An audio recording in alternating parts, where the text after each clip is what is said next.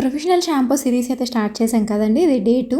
అసలు పర్టిక్యులర్‌గా ఈ సిరీస్ నేను ఎందుకు స్టార్ట్ చేశానంటే, రైట్ సూటబుల్ షాంపూ యూజ్ చేస్తేనే మన హెయిర్ అన్నది ట్రీట్ అవుతది. అసలు ఇఫ్ ఇన్ కేస్ మనకి బ్రేకేజ్ హెయిర్ ఉంది, ఫ్రిజ్జీ హెయిర్ ఉంది, జస్ట్ డీహైడ్రేషన్ హెయిర్ ఉంది, తర్వాత డ్రై స్కాల్ఫ్ ఉంది. దానిలోని రైట్ వేలో ట్రీట్ చేయాలి మనం. ఈరోజు మనం డిస్కస్ చేస్తున్న షాంపూస్ వచ్చి డాండ్రఫ్ కేర్. పర్టికులర్‌గా ఇవే బ్రాండ్స్ చెప్పడానికి రీజన్ ఏంటంటే అండి, ఇవి ఈజీగా మనకి ఎక్కడైనా అవైలబుల్ ఉంటాయి.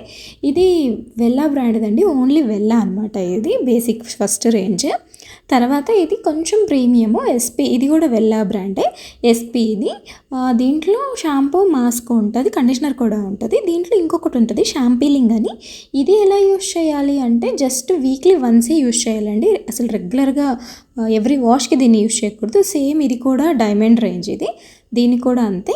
ఇది ఇన్స్టెంట్ క్లియర్ అని ఉండేది. ఇప్పుడు దీన్ని మార్చారు లోరియల్‌లో.